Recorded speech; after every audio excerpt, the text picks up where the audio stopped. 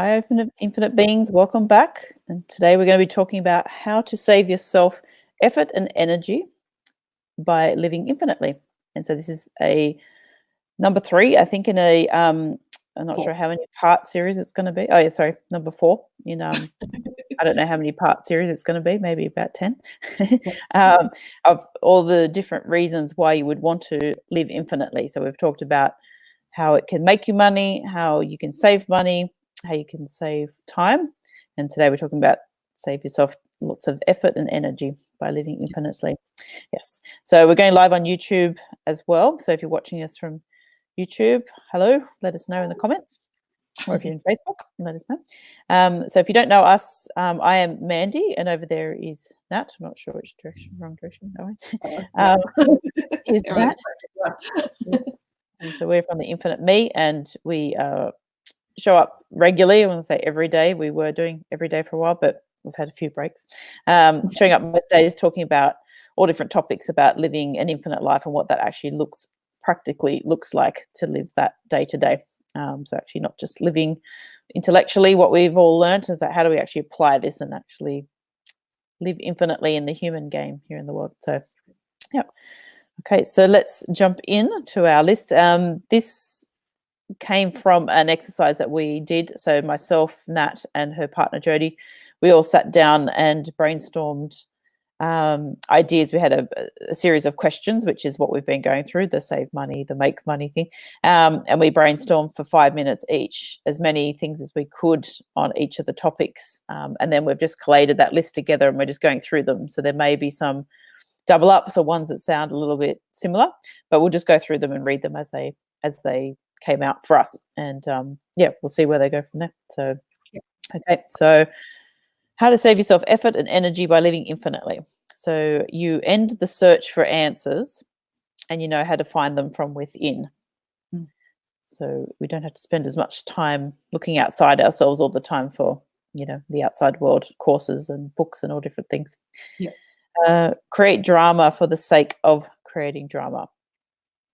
Big one. So save a lot of effort and energy that goes into just keeping drama alive and the stories, and the opinions and the gossip and everything else that goes with that too. We get tied up in that so much. So yeah, I think there's a lot of that goes on that we probably don't even realize goes on. Like even just picking up a magazine, true. Type thing. You start reading all what's going on in some celebrity's life type thing, which is all made up. It's literally not happening.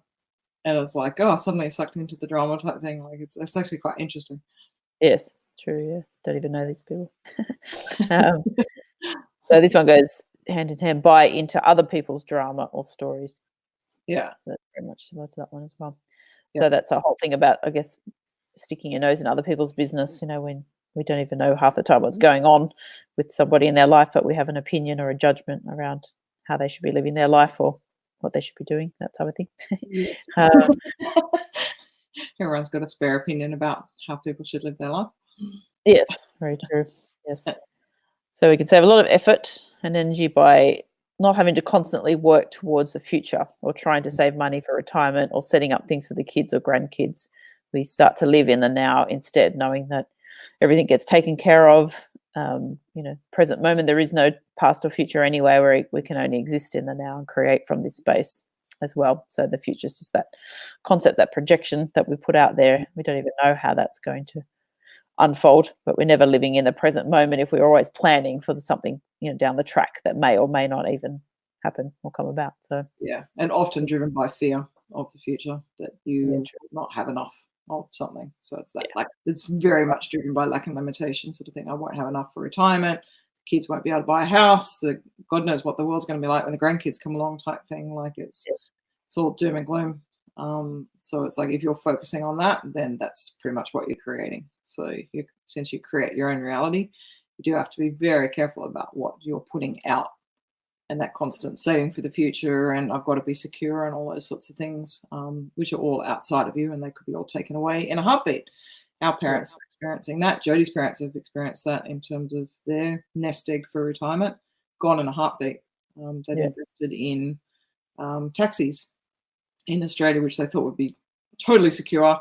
Everyone thought that was really secure. Then Uber came along and suddenly no one's investing in taxis anymore. So that number Yeah. plate that they owned, which was worth hundreds of thousands of dollars, which is ridiculous in the first place. But yeah, that number plate now is just almost worthless. Yes. So Or suddenly, things like superannuation funds, superannuation funds in Australia, I think they're called 401k in the States, that type of thing.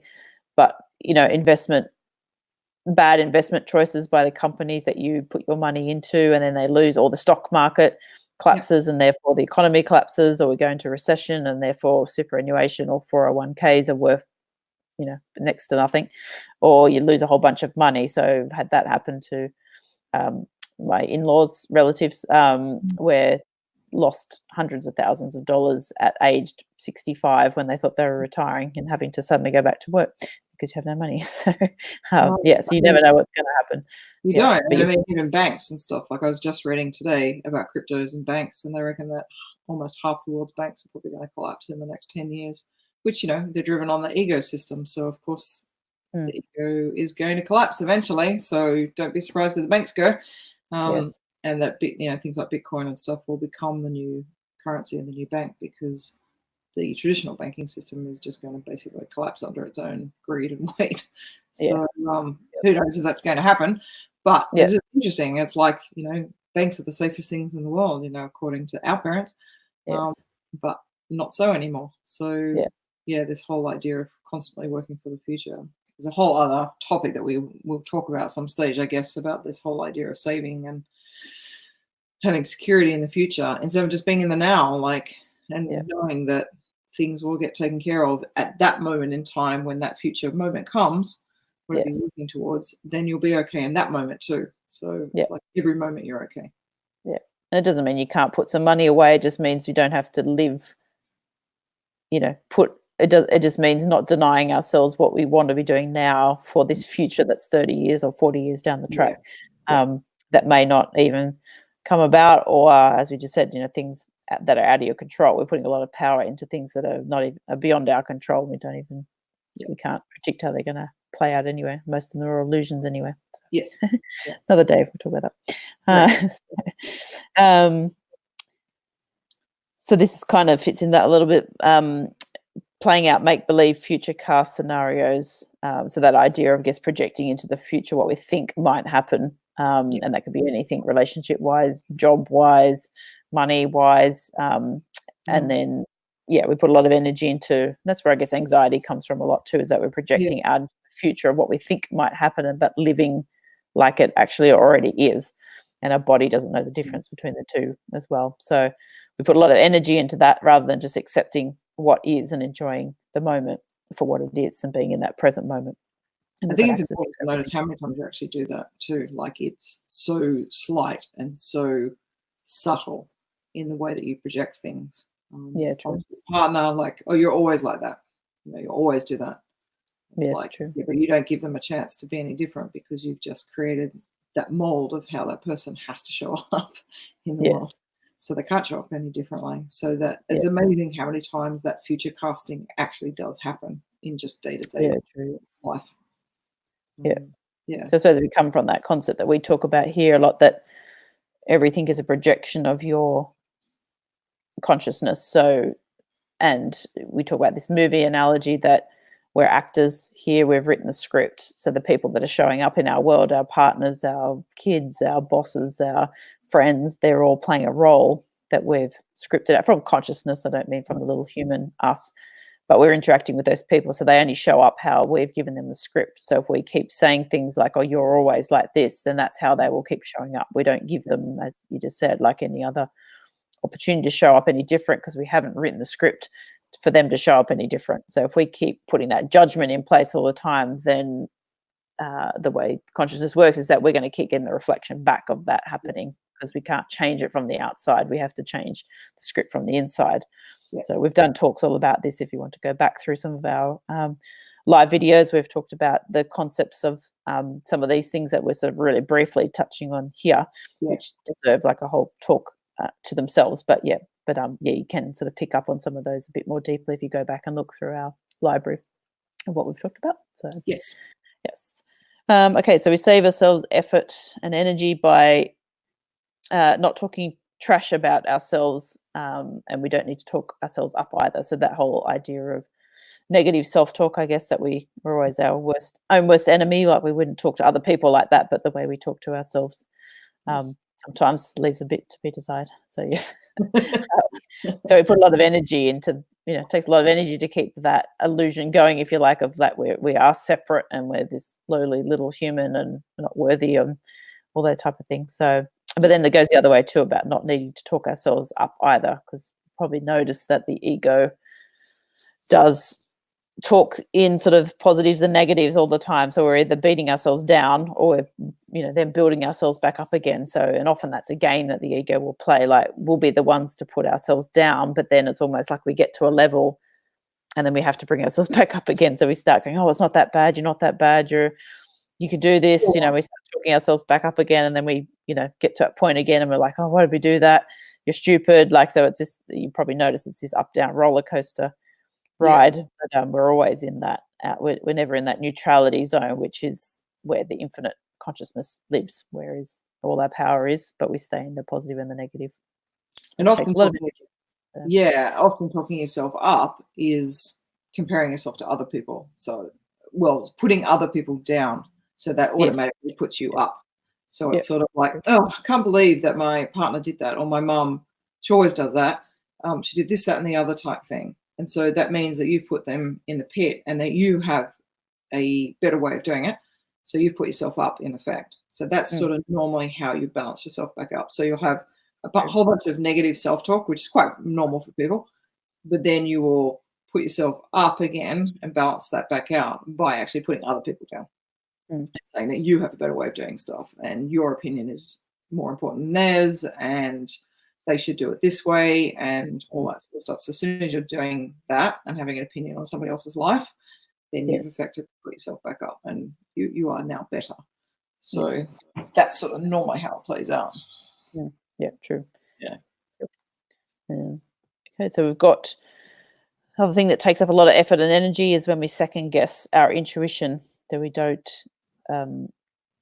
when we don't have enough inner space, which we've talked about too, this concept of inner space, we don't have enough inner space to actually hear our intuition in the first place, then we definitely start to second guess it as well. Like we don't trust it, if you like we think it can't be that easy or it's not logical, so we can't just go and do that next step. And so this idea of inner space is that the things that take up our space are anything like beliefs, thought patterns, like, repetitive thought patterns that we have, the stories that we tell ourselves, could even be physical clutter that we have around us. So everything kind of takes up energetic space within us. So it's really hard to hear intuition when you've got a lot of that stuff kind of going on. So it does take effort to actually even decipher then what your intuition is, and that's why you start to doubt it, because you can't hear it clearly.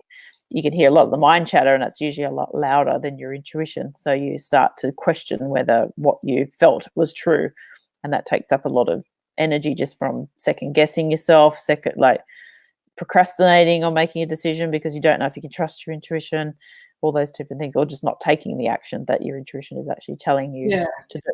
So or you might go off and have to research a whole bunch of things because you didn't listen to your intuition. So suddenly you've got to find that validation in the outside world. So you start Googling it and asking everybody else's opinions on social media about what you should do in this circumstance. It's amazing how many people actually do that, like write in and go, oh, I'm trying to decide about this. What do you think I should do? And I was like, you're going to get like 50 different answers. Like nobody can tell you exactly. Then what are you going to do? Because you've got like 50 different answers about what to do. So it's sort of like, it always intrigues me when people ask opinions. And I'm not saying don't do that if it feels true for you to do that, but it's quite interesting how many people will do that rather than just listening to their intuition in the first place and they know straight away what the answer is. Yes. Or if you do ask somebody else's opinion, you have to run it through your own filter against your own intuition as well too. So it's that,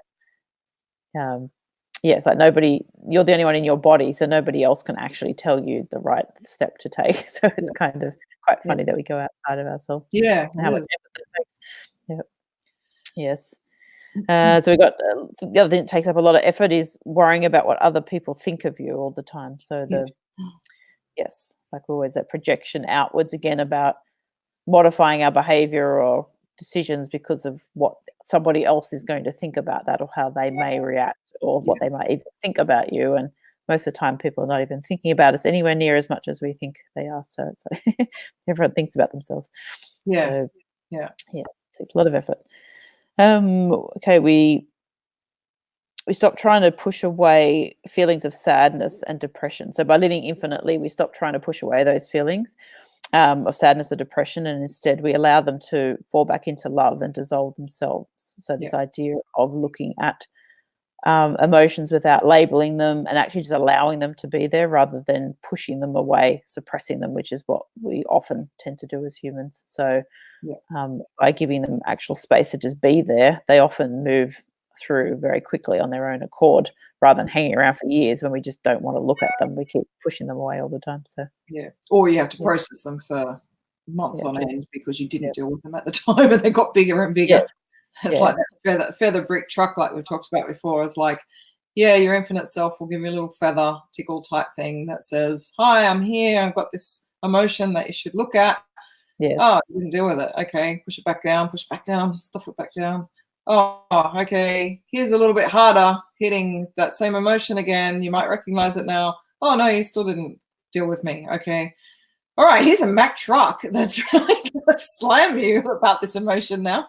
And you've created a major situation that you've got to now deal with because you just didn't deal with the emotion in the first place. So it's like, and we've all done this, but it's definitely quite interesting that if you don't deal with that emotion, it will keep coming up and up and up in stronger and stronger forms until you pay attention to it. That's why we get really, really sick, or something really big happens in our lives, because how many times people go, oh yeah, I did actually see signs of that, 6 months ago or a year ago. I was like, when you go back now, hindsight's always 20/20. You go back now and you look at it and you go, yeah, actually I did know that all the way back then. I should have made that decision back then. I'm like, shit. So Yep, definitely.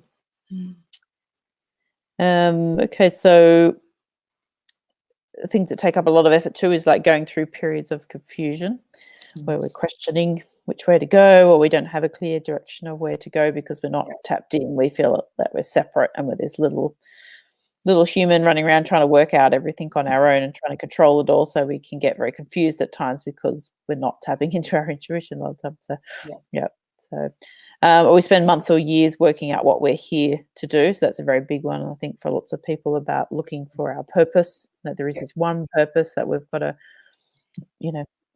discover and spend years following, which I definitely fell into that trap. I definitely felt like I had to find out what that was. And so you do courses after course and read books, and it's not necessarily that they aren't leading you to something, but it's still coming from this sense that you're separate and you have to be doing something in the world to actually be of value. Like it's still that separation complex, if you like, that we're not, if we're already infinite, then the fact that we're actually just here is enough. Like we don't actually have to be doing anything else, but we may have certain skill sets or talents that we're here to kind of express in the world because we would really love to be doing that. But we spend a lot of effort just trying to work out what's in the way of us getting on with those things. And but it's because we're not seeing ourselves as infinite in the first place. So that's very much. So what else we got here? Things that take up a lot of effort is justifying yourself. Apologizing for who you are and how you do things. Amazing how much time and effort we put into that, usually inadvertently and usually not even consciously. But you'll say what you want, but then you justify it. You feel like you need to justify why that's what you want and sell it to somebody else almost. Where you could have just stated what you wanted. And I suppose sometimes the justification comes from because it's sometimes not a true need as well, like what we're doing, like a true desire, and so we justify it because it's an ego-based thing, but maybe we're not understanding that at the time, like we're not seeing the agenda behind things as well sometimes, or we just think that we need permission outside of ourselves to do something rather than just saying, well, we can do what we want, like we don't need to get somebody else's approval for doing something. Even that apologizing, I'm just thinking, for who you are, that can even just show up in things like and women do this a lot, apologize when there's not even a reason necessarily to apologize. So it could be just someone even passing you. Say you're in a supermarket and you've got a trolley and somebody's kind of coming towards you and there's a bit small of a gap, and so you're going to go, oh, sorry, like as if I'm in the way. It's just like, well, maybe they're in your way. Like it's kind of just little things like that. You sort of find that it slips out of your mouth with that, and you're just like, why do you have to apologize for that? Like you could just move out of the way. You don't actually have to say sorry. Maybe you were meant to say hi to that lady. Yes, but it's just that sense of like you apologize for something that you think you've done that's put them out. Like and you maybe you haven't even done that, like sort of thing. It's like but there is that sense that you, as I said, I definitely find women do this a lot. Like it's that just that constant sort of, and it seems really like doesn't seem like a big deal, but it actually is. Like it's kind of it's not taking up your own space, like not feeling like you're worthy to just take up your own space, and you don't actually have to say sorry for just something that was just a normal interaction with somebody. It wasn't like you caused it or you put that person out or anything like that, but we sort of take that on. So it's interesting. Yep. Okay, so the other things that take up, I'll run through a bunch of these because they're all kind of things that take up effort. So hiding yourself away, so keeping yourself small. Things that take effort, finding yourself, so thinking there is something that we actually have to find and uncover, like again that purpose thing almost. Questioning things a lot, or questioning yourself. So when you're not tapped into your intuition or feeling like you are an infinite being, then you do end up second guessing a lot of things all the time. You find making decisions difficult because you again sometimes weighing up different options and trying to be very logical about it rather than trusting what your intuition says about something, which often is not logical. And you can't see the outcome of something. You can just see the very next step, and you don't know the full outcome of something. So you have to make a decision based on not having all the answers, if you like, at the time. And so if we're not tapped into infinite consciousness, then that takes a lot of effort. We sit in confusion a lot. So having periods of not knowing what to do, that sort of fits into that one as well. When we're not playing infinitely, we end up taking the hard road a lot of the time. So we put usually tons the of long effort way around to something. So learning all the lessons along the way. Yes. So all these kind of fit in together, complicate things. We definitely make it harder, as you just said. We put in tons of effort to create what we love. So because we're not tapped in to intuition, we end up having to think about everything we think we need to be doing to make it happen. And so, it usually ends up, as you just said, complicating or making it way harder than it actually needs to be. And I think, this sort of reminds me of something like, say, a Ferrari. It's like a lot of people will go, because you're not tapped in, you go, oh, I want a Ferrari. And you really feel like that's true for you. And you put it on your vision board and you talk about it all the time and stuff like that, without realizing there was actually an agenda there that if you had a Ferrari, that people would give you a lot more status and people would like you more. And all these are quite subconscious, but you're just not aware that they're sort of sitting there. So this sort of drives it and you justify it. So we're using all the concepts now. You start justifying it by that's what you want because that's what you feel, like you convince yourself that's what you feel. And then you have to put in a ton of effort to actually get that thing, to get the Ferrari. Whereas if that Ferrari was actually true for you to have, and some people love Ferraris, like it's their passion, like absolute passion, which is very different. So to have a Ferrari, it's almost like it comes to them, like it gets delivered to them almost. There's some sort of set of circumstances that take place to go, here's a Ferrari type thing. And it might be that they still do work to create the money for that Ferrari, but that work becomes very natural and very easy. And so having the Ferrari is a very natural and easy process, as opposed to somebody that works their guts out 60 hours a week type thing, trying to afford that Ferrari. Very, very different sets of circumstances. And so by not tapping into your intuition and into what is actually true for you, you'll put in a ton more effort to actually get the things that you think you want and that you think that you love, that you convinced yourself that that's true for you. But actually, in all, it's actually just your ego that's pretending that that's what you want. But anything that takes a lot of effort, so there's a real sense of effortfulness in trying to get that Ferrari, as opposed to effortless, where it actually shows up in your space and suddenly you're being offered that in some form or another. And it's like, oh my God. And it usually feels quite magical. It's like, oh my God, I could never have thought about getting a Ferrari that way. That's ridiculous. Like, how did this even happen? Like, and I think anybody listening to this would probably know that you could feel the difference between the two, because we've all had experiences of those sorts of things. So that really effortless version of it, which means it's true for you, as opposed to that real, I've got to put in tons of time and effort into something to get that thing. Yeah.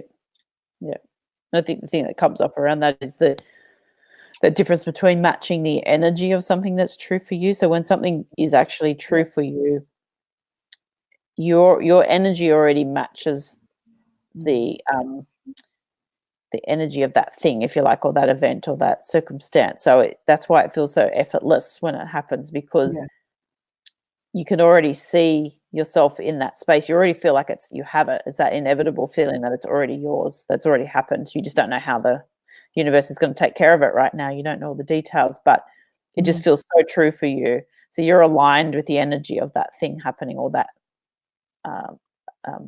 actual thing, like a Ferrari, say. So it comes to you. It feels like it comes to you a lot easier because it's already true.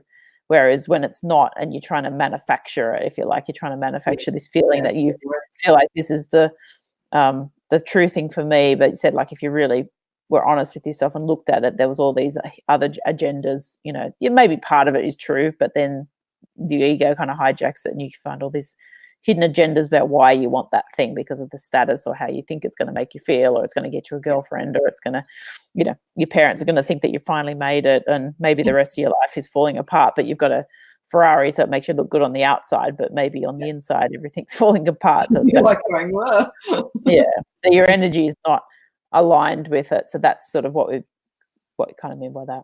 Yes. That's a good explanation. Yes. So other things that take up lots of effort, getting caught up in our ego, getting caught in life's dramas, whether they're yours or others, which we talked about earlier. And then around the idea of money, things that take a lot of effort is like having no money, or having to scrimp and save a lot. So there's a lot of effort that goes into the thought processes around, I need to create money, or what's going to happen if you don't have money, or you're chasing money. Or you're just thinking about bills that are coming up. So there's just all this mental thought processes that go on constantly, and you're not even aware of them half the time, like subconsciously going on throughout your day, but they take up so much time and energy and drive your actions a lot of the time as well. So you're not actually doing things that are true for you. You're doing them out of fear. You might be couponing. You might be looking through the brochures to find all the specials. You might be running from supermarket or grocery store to grocery store. Just those little things are all underlying. You might enjoy doing that stuff, but people love couponing. But oftentimes, when that's not a passion, then there is definitely an underlying feeling of that lack of limitation. So you haven't plugged into your infinite self. You're feeling your human self, who is scared about not having enough money. So you'll start to try and scrimp and save where you can. Yes. Okay, so we've got things that take effort. Is about feeling unloved. So we put a lot of effort into the stories around all of that too, which can come from childhood a lot of times as well. We have something that happened in childhood, and we've made that mean something, and then we carry that story through to adulthood, and it's maybe not necessarily even true anymore, but we still act as if it is, and it takes up so much energy to keep that going. And also the energy that goes into your current relationship with your partner, perhaps, where you've carried that story from childhood and not even realized, and now you're feeling unloved by your partner. So you're going out of your way to satisfy different things for your partner, type thing. And it might not be true for you, but you're inadvertently doing those things because you do feel unloved. And if you do those things, then they will love you. So there's just so much more effort and energy that has to go into that subconscious creation of things that satisfy your partner. Yes. Or you manipulate sort of conversations or events or decisions to go your way, because then you'll feel loved or secure or those type of things as well. So it sounds like a harsh word to say manipulate, but it is really what we do at the end of the day. Like, we've all talked somebody into something at the end of the day because we think that's going to get us something, or get us out of a situation, or we're going to feel more secure in ourselves, you know. So yeah, definitely. Things that take effort: feeling disconnected from source, or knowing your true self, really. Yeah. So yes, all of this is exactly that. Yeah. Anytime we don't know ourselves as the infinite consciousness that moves through everybody, then it takes effort. So because it plays out in stories and illusions and identities and roles that we play, and all of that stuff takes up so much time and effort, and it's not the truth at the end of the day either. So so feeling frustrated with ourselves or others. Diving into the past and finding life's lessons. So that type of thing, that comes into a lot of consciousness, self-development work. There is that tendency, or there has been, definitely. I think we're moving a little bit away from that sometimes in the self-development space now, but there is always a lot of emphasis on that analysis of your past and your childhood, and what did that all mean, and dissecting that all, and inner child work and all this type of thing. And some of that is still, still might be helpful for somebody if they've got a lot of trauma going on, or just repeating patterns that might come up. So there may be something to look at, but life will make it very obvious when there's something to look at, because if you keep being triggered by something all the time, you keep having emotion around something, then that probably does warrant spending a bit of time looking at that and allowing that emotion to be there. But we don't have to spend all this time analyzing what happened and doing all these 10-step processes on this and breaking this down. And we've definitely done a lot of that in the past. I do think it's worthy of just really noting that if something has taken place in the past, a trauma of some description or anything, like everybody's got something, instead of going into the past, you can actually just look at what's going on in the present, because it'll be coming up. Still show up now. So that's the thing, like, it's okay to just be in the present moment and see the emotions coming up and the repeating patterns and all that sort of stuff, because it's come from there into the present moment. So life is showing you in the present moment always what is to be dealt with, type thing. So rather than going digging and looking for things, which is definitely what I've done over the years, you'll release lots of stuff, no doubt, but that will go on forever, that process, type thing. So if you were just to be in the now and deal with stuff as it comes up, sit with it, deal with the emotion, give it space, and then it's gone.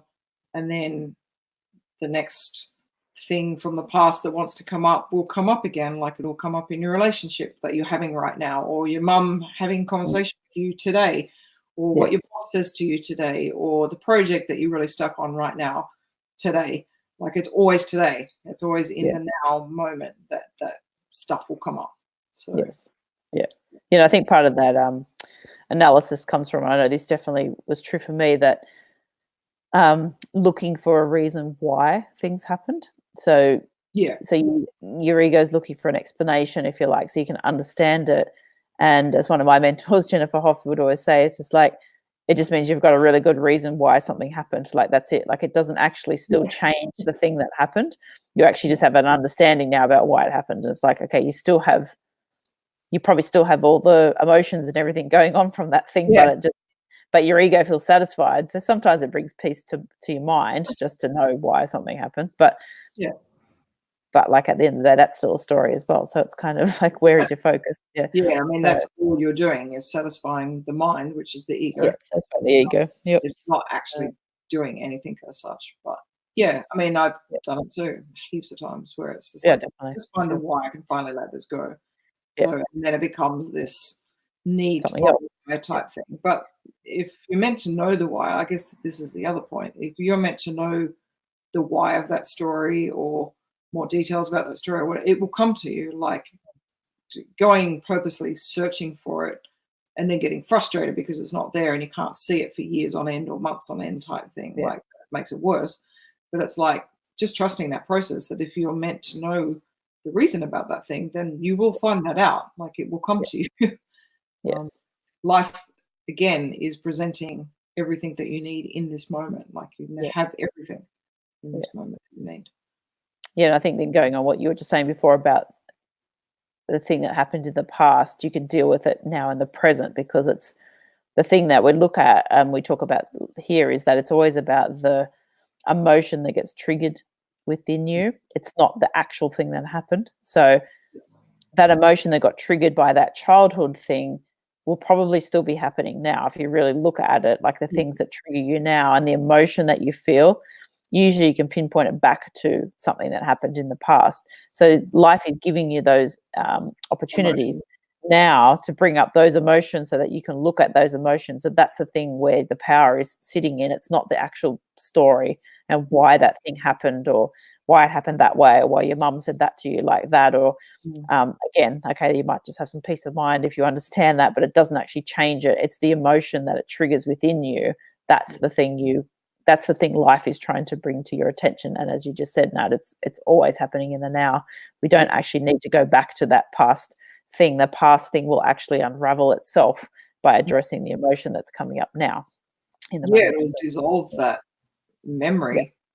Either you won't have a memory anymore of it, it'll completely disappear, and you won't even be able to think about it.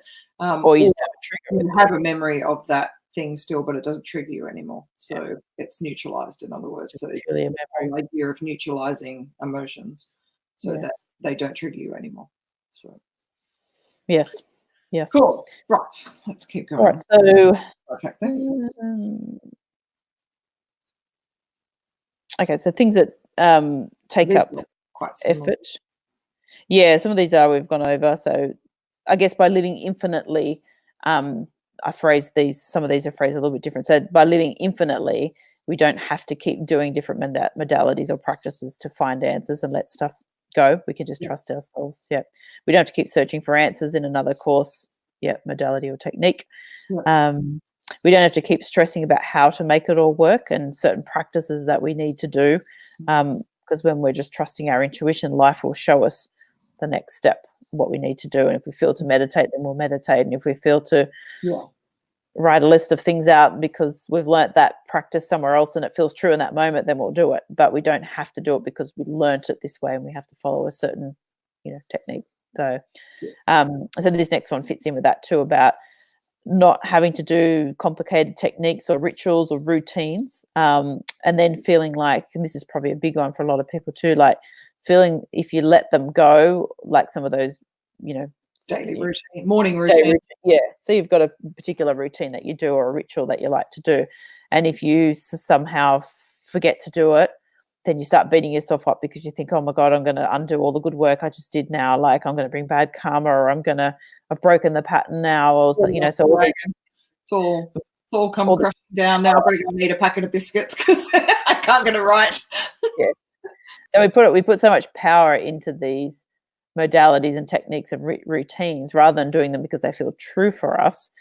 So that's often when those don't work for us too. Like I've had an energy teacher that I did a course with one time, and I had a session with her, and she sort of was talking to me about following what she calls passion points, which is things that just you do purely because you love to do them. And she sort of says that she has people come to her all the time saying, I don't understand why life's not flowing. Like I'm doing my yoga every day and I'm doing my journaling and I'm doing this. And she's like, yeah, but are you actually enjoying doing your yoga? Or are you enjoying doing that? And like, oh, well, most of the time. And she's like, well, the day that you don't enjoy doing it, just don't do it. Like you don't have to make yourself because, I didn't do my half an hour yoga routine today.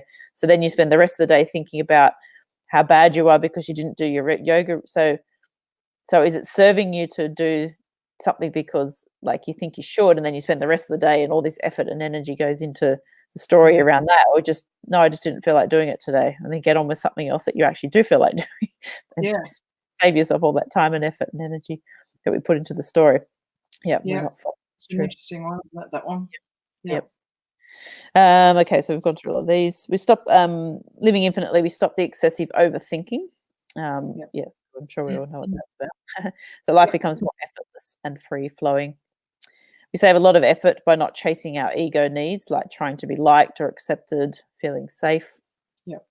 So we don't need to do things like seeking approval, security, looking for appreciation, acceptance, or recognition, which are the 5 things that the ego always looks for. It's always a good sign to see when you're in ego, when you know that you're looking for those things outside of yourself. You save a lot of effort by doing things well, don't do things that you think you should be doing. So that could be like spending time with certain people because you feel obligated, or you should do that, or they're going to think badly about you. So you end up just being a lot more conscious about where you put your time and energy, I think. Yeah, definitely. Yeah, definitely. Yeah, you save a lot of effort, I think, by the desire to do things like watching TV and scrolling through Facebook, to get a certain fix or to see what people are saying about you. A ton of TV, Netflix, but I must say it's not to escape anymore. It's actually it is pure enjoyment and the stories. So we found ourselves quite attracted to history series and stuff now. So period dramas and things like that. So we're learning tons of stuff. It's been quite amazing. But it's very much an enjoyment level now, whereas before it used to be very much trying to get away and clear my mind. I've got too much going on. I feel overwhelmed. If I just could chill out on the lounge type thing for 2 hours, I'd be better. So it's not that. It really is that pure entertainment and enjoyment now, which goes for anything in life type thing. When you really do embrace the infinite, you do everything purely out of enjoyment and entertainment, not because there's a need to get something from it. So so you might still find yourself doing those different activities and stuff, but your reason for doing the things might have changed dramatically. And I guess when you say watching TV or scrolling through Facebook, when we say effort involved in that, I think the effort comes from you're avoiding oftentimes looking at something else that's coming up. So usually there's an emotion or something coming up, and so you distract yourself. You suppress the emotion. So the effort comes, I guess, because you keep suppressing, and then it has to keep showing up then in a stronger way. So that takes a lot of effort to keep a story at bay, if you like, that you don't want to look at. So I get that, definitely. And I think there's just a lot less mental effort because you don't feel the need to keep up all those stories and the identities anymore, and you can just be yourself.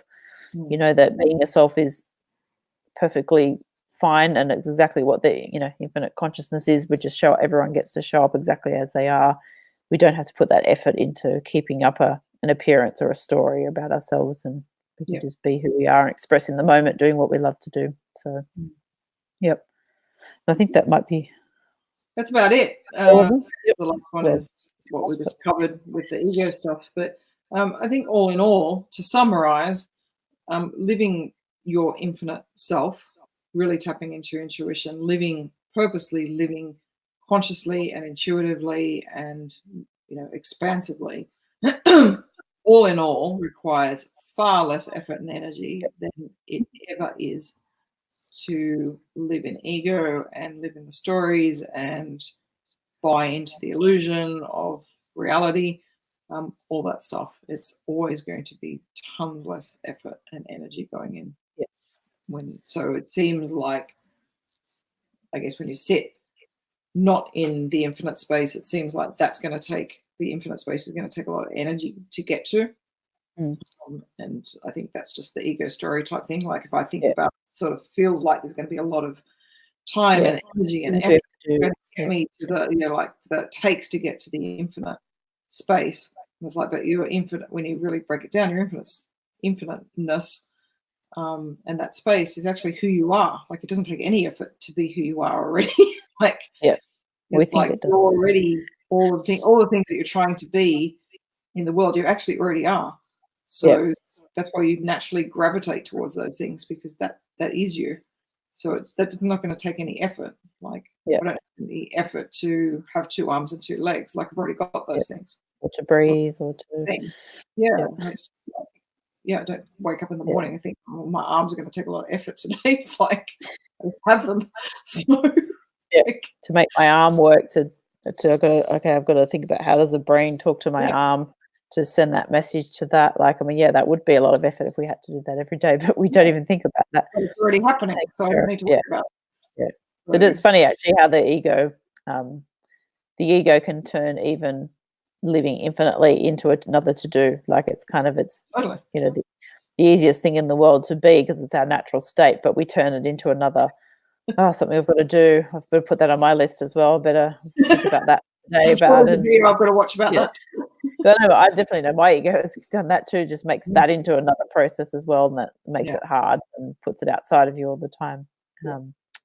But also too, I think that whole idea about being infinite and that being effortless is because we don't or we don't really have access to the infinite potential, if you like, when we're not in that space. So, that whole, there's all sayings and things around this too, is that as soon as we've made a decision to move in a certain direction, then everything comes in to support us on that journey too, like all the different miracles, if you want to call them, or synchronicities or coincidences, all these things start to show up on your path. So the universe is always there supporting you, and will put things in your path to make it easier.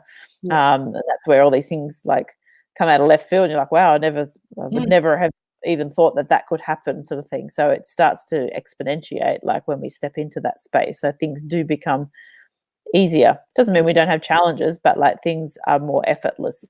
We don't have to work out things. We don't have to control them. We don't have to figure out the how. Leave it up to the universe to sort that out. So, yep.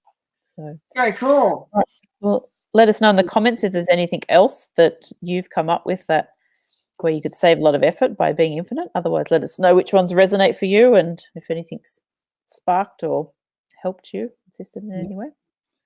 Very cool. So tomorrow we're going to be talking about physical pain. So how being infinite is going to eliminate physical pain, and what does that mean for your life? So your life, your family, your business, how does that actually impact all different areas of your life when you're feeling more infinite, and that physical pain that you perhaps are feeling or do feel from time to time actually dissipates. Yep. So good one. That will be the one. That'll be an interesting one. Very cool. All right. Well, drop in the comments what you got out of today. If there's any other things you can think of, how else could you save on effort and energy by being more infinite? We've got you started. Maybe have a few more spark for you along the way, but do share them, because I think this is really important. We're creating these connections for people. So if you can see how being infinite actually is helping you in your day-to-day life, then you'll tend to attract to that more and make better, make it a priority, make those choices that mean that you're more expanded and more infinite each day, and life will just get easier, basically. So, that's it. Very cool. All right. Well, we'll see you tomorrow. Thanks for joining. Thanks for joining us. All right. Remember, effortlessness is the way to go. Bye.